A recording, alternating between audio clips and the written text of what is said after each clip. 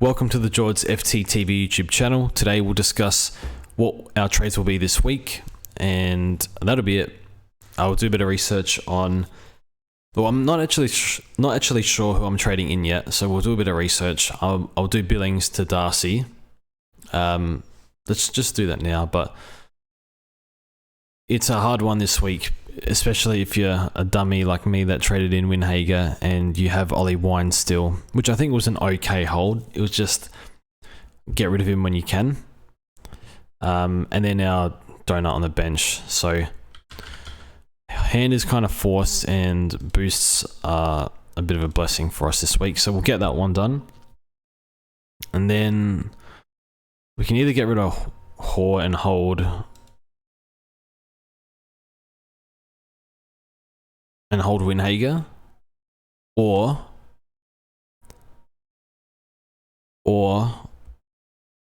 we can get rid of Winhager, because Hoare is not going to make money. I wonder if we keep Winhager. I actually recorded this video for 10 minutes and I was set on trading Winhager, and I choked on it. I ate an almond before and I started choking on it, so I started the video again because I don't have editing software at the moment. So one stuff up and I'm kind of screwed. So we can play around with some trades, and this video is just going to be me trying to figure out my trades. So we'll go through a few things, but we'll keep that trade out of, what's it called? What's his face? Trade out of Hoare. I can't think. Billings to Darcy. We're going to keep that trade, and then we'll get rid of Wines for sure. And could be 2 weeks. They're saying one, more likely two with a hammy, but and then we'll go over some things. So okay. What do we do here? So we're looking for defenders. So I don't want to pay a lot for a defender right now. So I don't want to pay for Luke Ryan. And to me, like, who's your D1? Gun to your head from here on out. I would eke and say Luke Ryan, or Sheasel. I'd probably say Sheasel. Not sure. I don't know. Ryan just seems unstoppable at the moment. I did look at his kick-ins. They went down last week, and of course he's still pumped out at 130, but they gave a bit more to Aish and Clark, which would be brilliant because we need some relief. A regression game needs to come. And then you look at who else. So Jeremy McGovern, it's a no for me. The age, he said on Fox, this was on Fox News, Fox Sports News, yesterday or the day before. There's a bit of talk of him going forward. I don't know how true it was, but they did interview him, and he said, you know, if the coach wants me to play forward, I'll go forward. So I don't know what to make of that. So it seems like the threat is there, albeit a minor threat, because he's such a gun defender. Like, why would you do that? But I can see him staying down back, but I won't go there. I'm not interested. I'm not interested in Vloston. No Jordan Clark. Jordan Clark might be right, but kicking's not high enough. Clark's a hard one. I don't know if it's sustainable with him, Aish, and Ryan scoring so well back there. Stewart, I'll pass on. I think we can get him cheaper. Whitfield is the one I'm looking at. Break even of 70, 115 average. He's averaging 33 touches a game. I was just doing some comparisons before. Don't ignore this row on the side here. 33 touches a game. Let's have a look at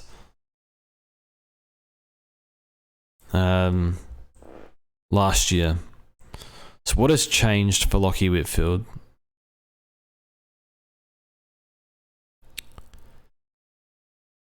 Disposals are up 6 or 5.7. Marks are up to 3. Tackles are down. Okay, let me check his tackles in the year 2022. Has he always had terrible tackles?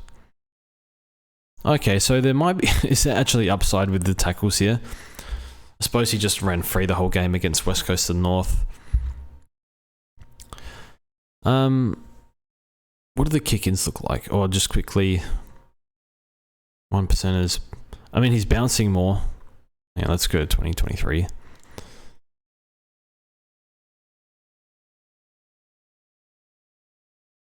So usually he hasn't bounced much. Oh, that's interesting. I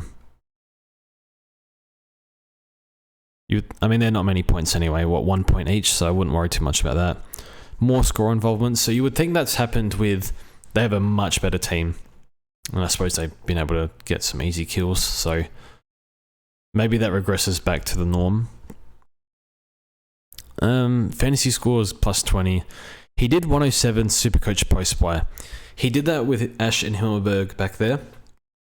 Excuse me, I've got still this thing stuck in my throat.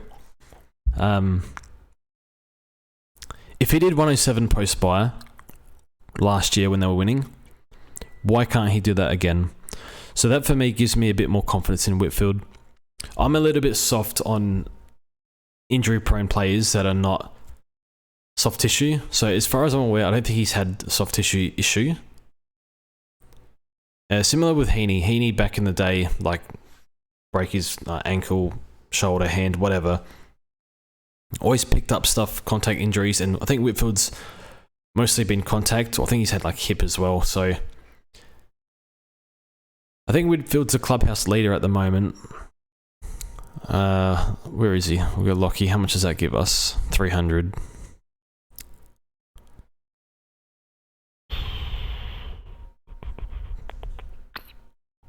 Do we really want to hold Windhager?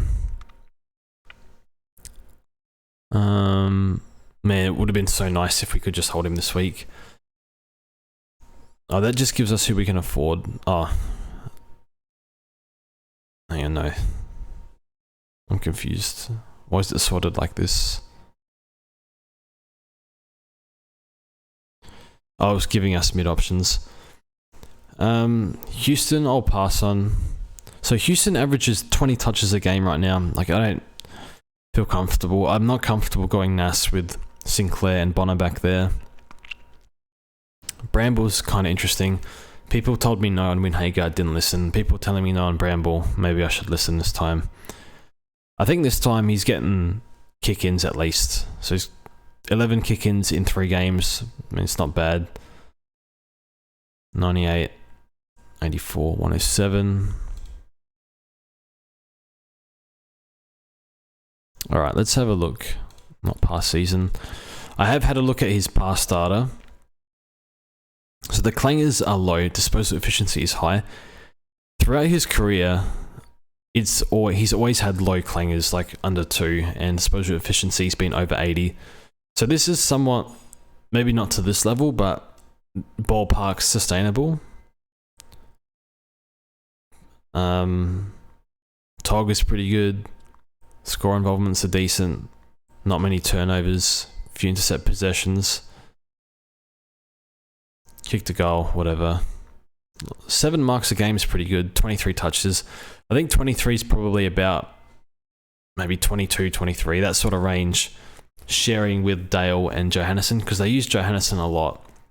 He can't really be keeper if they're using Johannesson and Dale this much too. So I think 96 is... What's he averaging? 96. Great pick if you got it last week or started. I think 96 is over, so I think that regresses to 85 to 90. Is that worth it for 360? No. So we'll pass, I think. I kind of liked it though because it got a rookie off the field. Like, you can get rookies off the field earlier because when I do the trades, I'll show you guys, but I don't have this McKercher here who could be fielded. Like, after the bye, I'm fielding Robert Sanders. Like, do I want to be fielding Howes? Hopefully not. I might be fielding a Sam Darcy or a Sexton. James Jordan will be traded, so we got to figure out a plan to not have bleeding players. I don't want Yo. I know he's been good. His Tog is too low. He's too injury prone. Duncan. I mean, Hayden Young is there. Probably not for me. Like, he could come good, but that game against the Crows he had this week, or last week, he killed him, and the Crows were just not good in transition. I mean, Jaden Short's a bit of a worry. His three round must be awful. 70. I think he'd jump. That's just me. What's Sicily's break even? 124. Watching Sicily, he doesn't get much easy bowl. It's all hard. It's all, you know, really, really good intercept marks.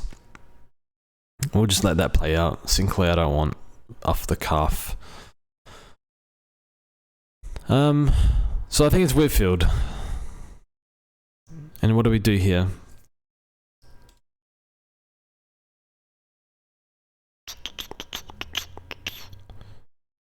Sub 200k. I don't think we even bother looking. We either go a rookie or we go Dempsey. Dempsey is one I'm quite comfortable fielding every week. I guess we can have a quick look.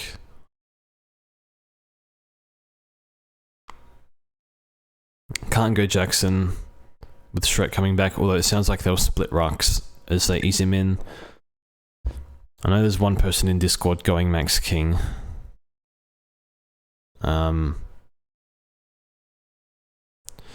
I can't handle key forwards. I mean, yeah, he's getting up the ground a bit more, but same with Mackay, who's had easy matchups. Yeah, he'll make money. I just think I think I'm taking Dempsey to outscore Max King, to be honest, in the long run. Maybe they go even, maybe King beats him, but I'm taking the 120k.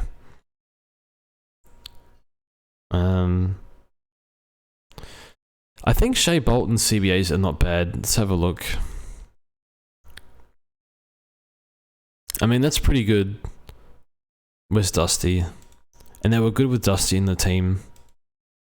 Whoops. They were good with Presti in the team. So I think they give him... I think this holds 54%. I mean, just Jack Ross loses his CBAs to Prestia in... Well, at the bye whenever he's back. He has the bye. I'm just thinking ahead. Like, who can we even pick in this forward line? Like, Lukosius might be playing back, but I feel like he could go forward at any point. So these three 2020... Okay, first game was... I got injured that game. Kind of everywhere. It's not a bad heat map. That's okay. Want a bit more CBA points. Oh, that's horrific. Shea is one we'll look at some point, and if we get absolutely nothing, I actually don't mind Shea. But he's one where he will drop a howler and he can score 150 the next week, so you got to get him off the howler games, not off the big games. Baker, what was his CBAs?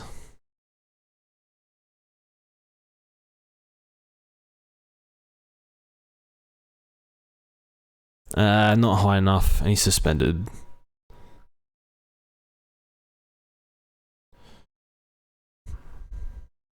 Scored okay the past 3 games. First game was terrible. I think Dow kicked him out in the first game. Where are we looking again? This one.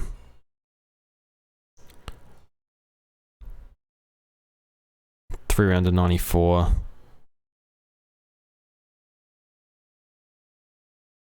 Yeah, okay, 45. CBAs were... No CBAs. I guess 15 CBAs is not good either. Not enough CBAs for mine. I'm just clicking stuff. I don't know where I'm clicking. Rankin, if he's cheap enough, you could look at. But again, we're really picking players we're not confident here at some point. Hawkins is too old. Mitch Owen's not consistent enough. Cam McKenzie's made a bit of money. Lukosius, I think, is too risky. There's not much here. And the cheap guys, I mean, they've all gone up, like Ibuku and Burgess. So I think it's Dempsey. So I think we do this. It's just, what does this mean? What do we do next week? I guess Harley Reid's going in our midfield. Oh no, James Jordan can go on the midfield because we'll get rid of Jordan next week.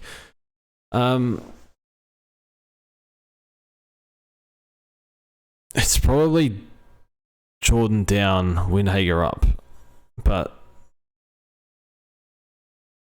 do we just trade Windhager instead of Marty Hoare?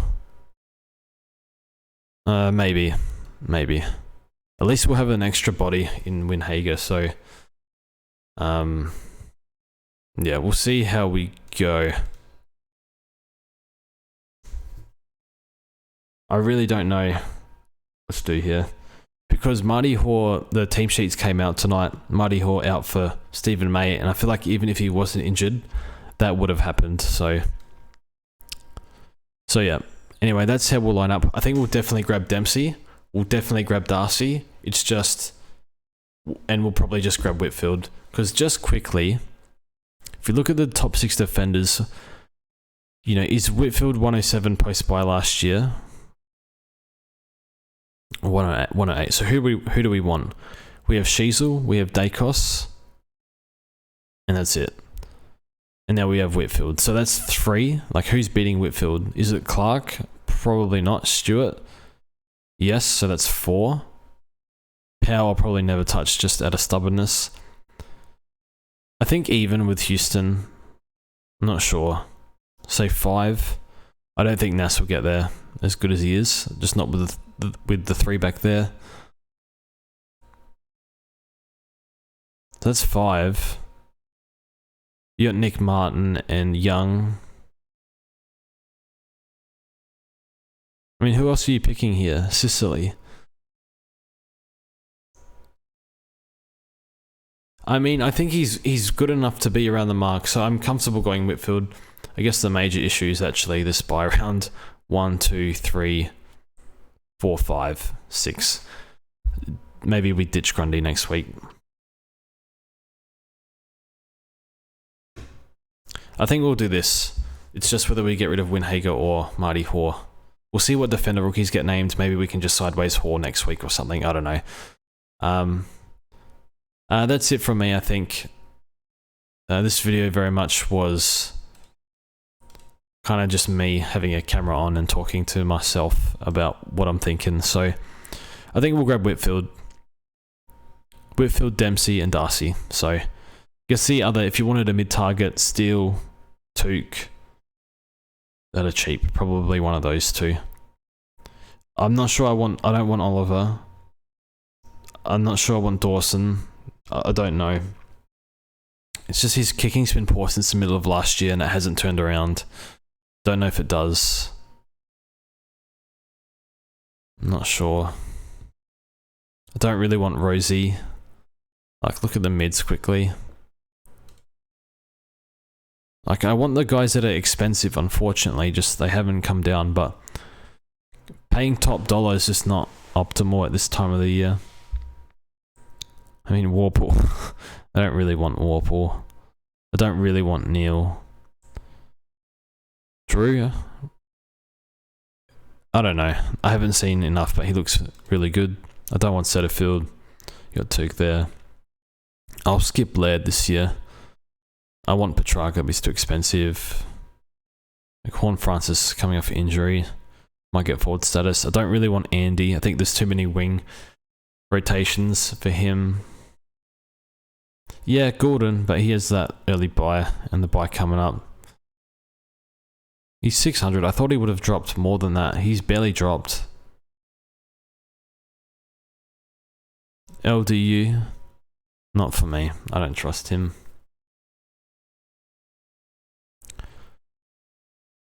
Dawson's so far down, I'm guessing. He's averaging 82. That's unbelievable. If I had to pick a cheap one, it's probably Dawson when he gets to bottom price. Here's the last buy. You could flip as well. We'll consider Dawson at a later point, but yeah, the DT score is there, the SC is not. And with Laird going out of the midfield, I think there's a chance he turns it around, but I'm honestly not sure because the kicking efficiency is just horrendous. And we saw with Nick Martin and Hayden Young, or especially Young, where, you know, he cleaned up his disposal. And yeah, Nick Martin hasn't really cleaned it up yet, but did overall produce good output. So maybe Dawson, that if he's like 500, that'll be kind of hard to pass up, but I'm not convinced. Yeah, we'll see. Anyway, that's it from me. Thanks for watching, and we'll see you in the next one.